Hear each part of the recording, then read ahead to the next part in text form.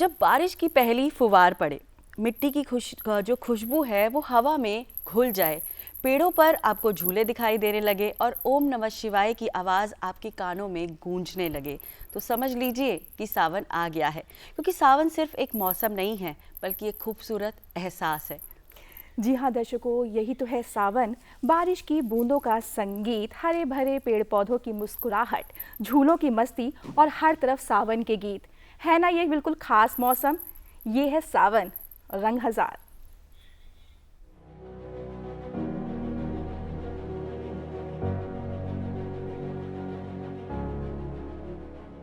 सावन नाम लेते ही जैसे मिट्टी की खुशबू आने लगती है और बूंदों की रिमझिम में दिल कह उठता है, अब आया सावन। ये सिर्फ एक महीना नहीं, ये मौसम है उमंग का, भक्ति का, प्रेम का और प्रकृति के नए रंगों का। आज एक विशेष संयोग बना हुआ है। आज प्रदोष भी है और प्रदोष जो होता है वो भगवान शिव को बहुत प्रिय होता है। श्रावण मास भी भगवान शिव को बहुत प्रिय है, क्योंकि इसी मास में समुद्र मंथन भी हुआ था, भगवान ने हलाहल भी पिया था और इसीलिए भगवान पर जला अभिषेक भी किया जाता है और धतूरा भी चढ़ाया जाता है। साथ ही आज के दिन आप शिव जी की जैसी विशेष पूजा कर सकते हैं। तो आपको शिवालय जाना है, उनका पंचामृत से अभिषेक करना है, थोड़ा सा शहद भगवान पर अर्पित करेंगे, साथ ही लाल चंदन का लेप लगाएंगे। अब आप भगवान को त्रिपुंड भी लगा सकते हैं या ओम भी बना सकते हैं। हिंदू पंचांग का सावन महीना भगवान शिव को समर्पित माना जाता है।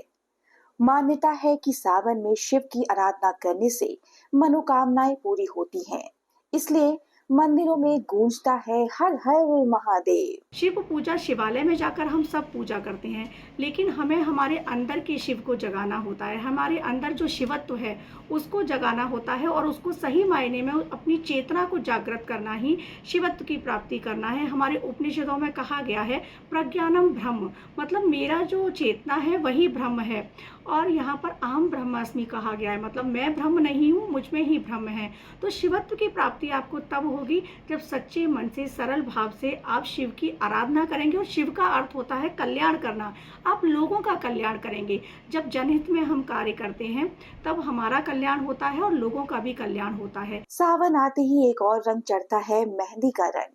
हरी चूड़ियां, 16 श्रृंगार और सावन के गीत, जैसे प्रकृति खुद श्रृंगार करके धरती पर उतर आई हो। आज मकर का चंद्रमा है, साथ ही 10:51 के बाद श्रवण नक्षत्र भी आ जाएगा। इसी नक्षत्र के नाम पर ही इस मास का नाम श्रावण मास पड़ा है।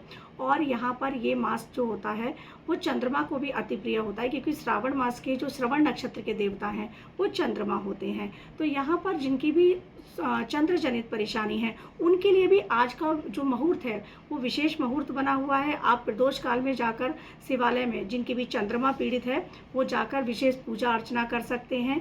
और साथ ही जिन लोगों के मंगल जनित भी परेशानी है वो भी शाम के समय संध्या काल में, प्रदोष काल में जाकर भगवान शिव की विशेष आराधना कर सकते हैं। सावन में मिट्टी की खुशबू है, किसान की उम्मीद है, भक्त की आस्था है, प्रेम की कहानी है और महादेव का आशीर्वाद भी। क्योंकि सावन सिर्फ आसमान से बरसता नहीं, सावन तो दिल में उतरता है। हर हर महादेव। मेरा ऐसा मानना है कि अगर हर घर से हर इंसान, एक एक इंसान भी अगर हमारे देश के लिए प्रार्थना करेगा, देश हित के लिए प्रार्थना करेगा, हमारे देश के राजा के लिए प्रार्थना करेगा, तो कितनी सारी प्रार्थनाओं में बहुत बड़ी शक्ति होती है। तो हमें हमारे देश के लिए भी कुछ कार्य करना चाहिए। और सभी से ये अपील रहेगी कि श्रावण मास अपने साथ साथ, और श्रावण मास ही क्यों, आप, मैं कहूँगी कि पूरे वर्ष आप निरंतर अपने देश के लिए भी प्रार्थना करें शिव जी से कि मेरा देश सुरक्षित रहे, मेरी माटी सुरक्षित रहे। क्योंकि जब मेरी माटी, मेरी धरती सुरक्षित रहेगी तब हम सुरक्षित रहेंगे। अपने देश की सीमा पर जो सेना में हमारे सैनिक होते हैं उनके लिए हमें प्रार्थना करनी चाहिए। तो भगवान शिव तो प्रसन्न होंगे और आपके, कहते हैं ना, कर्मा, आपके कर्मा जब सुंदर होंगे ना, तो आपकी जो शिवत्व की प्राप्ति की बात कर रही हूँ, या मैं बात कर रही हूँ कि आपका जीवन शिवमय हो जाएगा। तो सही मायने में आपका जीवन तभी शिवमय होगा जब हम अपने देश के लिए, अपने सैनिकों के लिए, अपनी माटी के लिए और अपने आसपास जुड़े हुए सभी लोगों का कल्याण करें।